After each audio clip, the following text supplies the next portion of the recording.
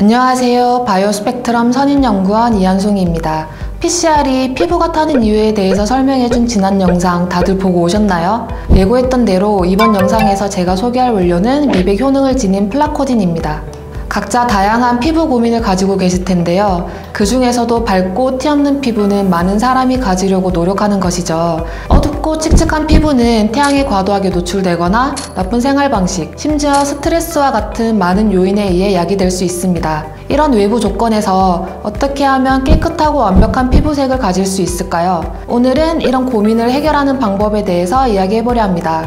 그러기 위해선 먼저 피부의 색을 결정짓는 색소인 멜라닌과 이를 생성하는 세포인 멜라노사이트에 대한 설명이 필요할 것 같습니다. 멜라노사이트는 피부 깊은 곳에 존재하는 가지처럼 뻗어있는 덴드라이트를 가지고 있는 세포입니다. 이곳에서 멜라닌이 생성되는데요. 좀 더 자세히 말하자면 멜라닌은 멜라노사이트의 속이 아닌 멜라노좀에서 합성이 되고, 멜라노좀은 여러 단계의 성숙 과정을 거치며 주변 각질세포로 뻗어있는 덴드라이트의 끝으로 이동해서 멜라닌 과립을 주변의 각질세포로 전달합니다. 즉, 멜라닌 색소를 지닌 멜라노좀이란 전달자가 피부 표면의 각질세포에 짙은 색소 선물을 주는 것이죠. 멜라노사이트의 덴드라이트가 길수록 피부 표면 쪽 각질세포로 빠르게 전달이 되겠죠? 멜라닌 색소는 단순히 피부색을 결정하는 것뿐만 아니라 자외선으로부터 우리 피부를 보호하는 등의 중요한 역할을 수행합니다. 이 말은 곧 자외선에 자주 노출이 되면 피부를 보호하기 위해서 우리 몸에서는 멜라닌 색소가 과하게 생성될 수 있음을 말합니다. 멜라닌 색소의 과잉 생산은 피부 표면에 색소 얼룩을 만드는데요. 잡티 없는 깨끗한 피부를 가지기 위해선 이런 피부의 색소 침착을 줄일 수 있는 방법을 찾아봐야겠죠.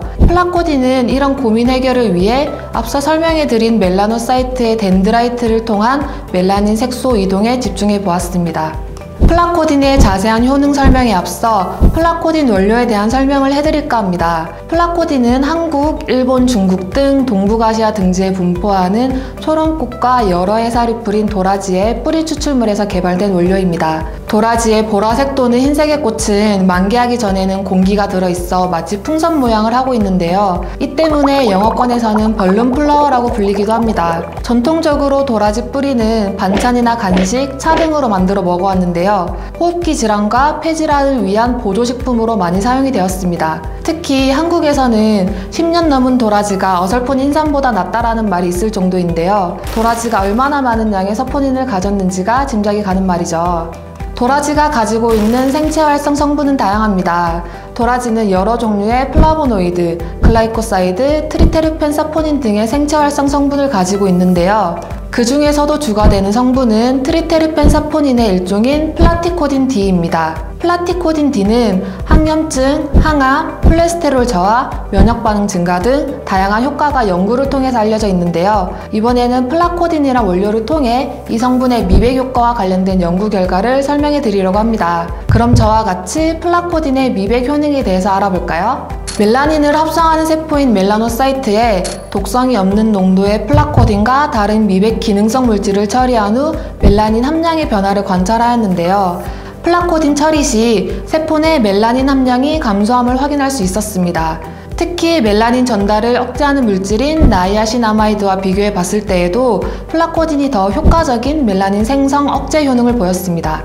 앞서 피부 표면으로 멜라닌이 이동하는 데에는 멜라노사이트의 덴드라이트가 관여한다고 말씀드렸었죠. 이번엔 멜라노사이트에 플라코딘을 처리하고 최대 48시간까지 멜라노사이트의 덴드라이트가 어떻게 변화했는지를 확인해 보았습니다. 아무것도 처리하지 않은 컨트롤군과 비교했을 때 플라코딘을 처리한 세포에서 덴드라이트가 짧아지는 형태학적 변화를 확인할 수 있었습니다. 100ppm의 플라코딘을 처리하고 24시간이 지나면 덴드라이트의 길이가 약 18% 짧아졌고, 200ppm의 플라코딘을 처리하고 24시간이 지나면 약 40% 정도 길이가 짧아졌습니다. 100ppm, 200ppm의 플라코딘을 처리하고 48시간이 지나게 되면 각각 24%, 52% 정도 길이가 짧아짐을 확인할 수 있었습니다. 이러한 형태학적 변화가 플라코딘의 독성에 의해서 나타난 변화가 아닐지 궁금하신 분들이 많은 것으로 알고 있는데요.